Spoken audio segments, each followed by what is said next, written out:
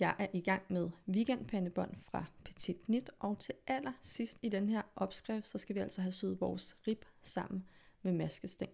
Og i den her video, der vil jeg vise, hvordan vi får syet den sammen, sådan så at vores rib ligger lige ud for hinanden, altså at retmaskerne løber over i retmaskerne, og vrangmaskerne løber over i vrangmaskerne. Jeg er nået til den konklusion, at det er lidt nemmere for mig at vise på sådan en prøve her, end på selve pandebåndet.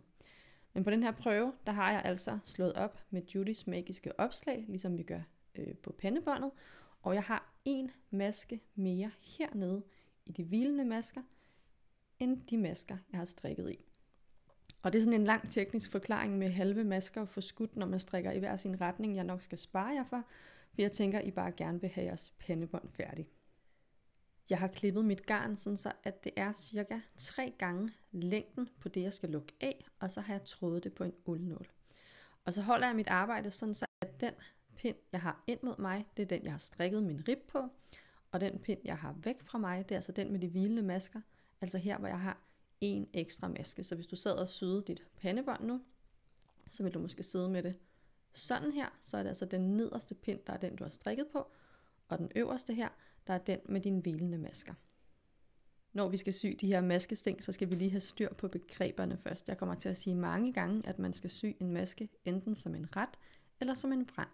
Og det vil sige, det er, at når man skal sy den vrang, så går man ind i masken fra højre mod venstre, altså samme retning, som når man strikker en maskevrang. Når jeg siger, at man skal sy en maske ret, så går man ind i masken fra venstre mod højre, altså sådan her, ligesom man går ind i en maske, når man strikker ret.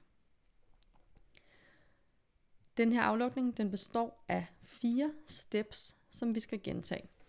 Og det vi skal, det er, at vi først skal sy i masken her, så skal vi sy i masken her, så skal vi sy i anden maske, og tilbage i den forreste maske på den forreste pind.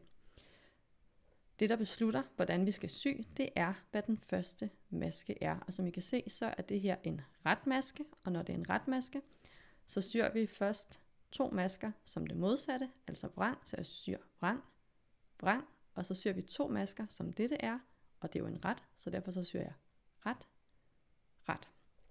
Så hvis vi lige skal prøve en gang, så går jeg ind her i masken vrang, fordi det er en ret, og jeg gør det modsatte af, hvad den er. Og der lader jeg masken sidde på pinden. Så syr jeg en vrang mere her på den bagerste pind, og der tager jeg masken af.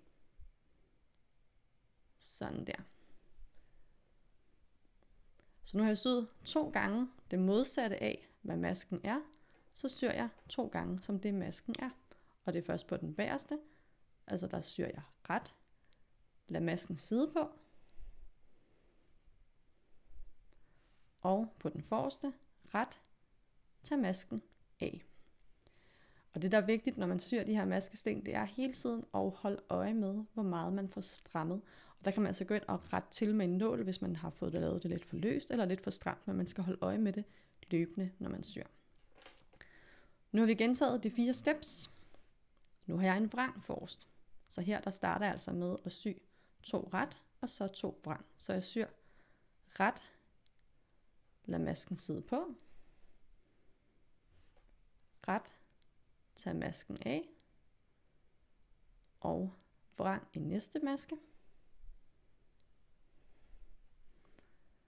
og tag den forreste maske, vrang af. Så nu har vi igen gentaget de 4 steps, bare hvor vi har gjort det modsatte, fordi det var en anden maske. Så har jeg en ret forrest, den går jeg ind i som en vrang, vrang på den bagerste, som jeg tager af, og ret i den næste,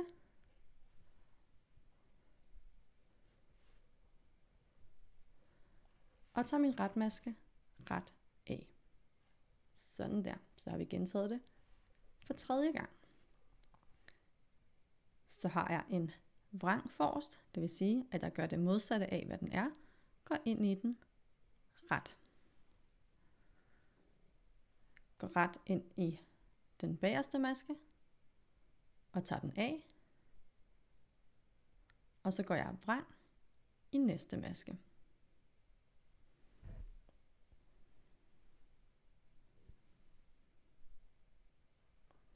Så tager jeg den forreste maske, som er en vrang af.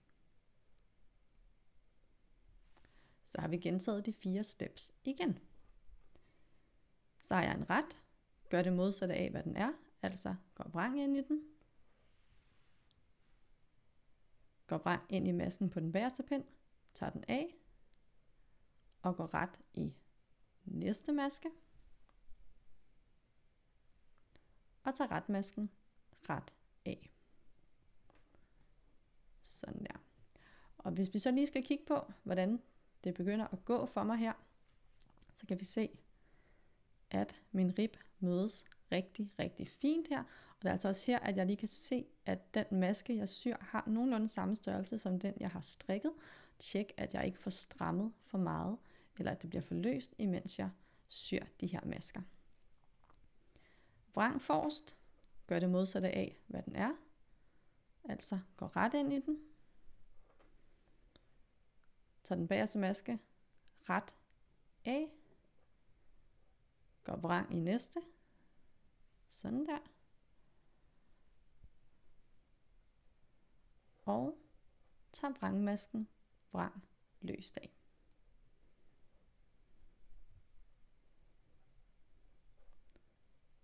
Ret forrest går jeg vrang i, det modsatte af, hvad den er. Tager den bagerste maske vrang løst af. Går ret i næste. Og tager den forreste ret af.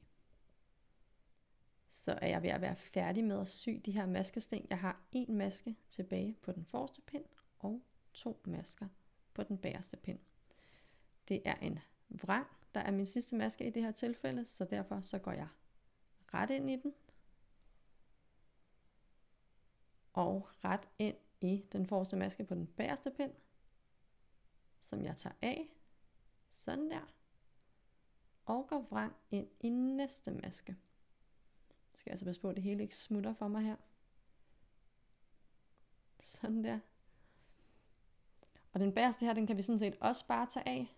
Sådan der. Og så slutter vi med at gå vrang ind i masken her på den forreste pind. Sådan der. Og så ser den altså sådan her ud.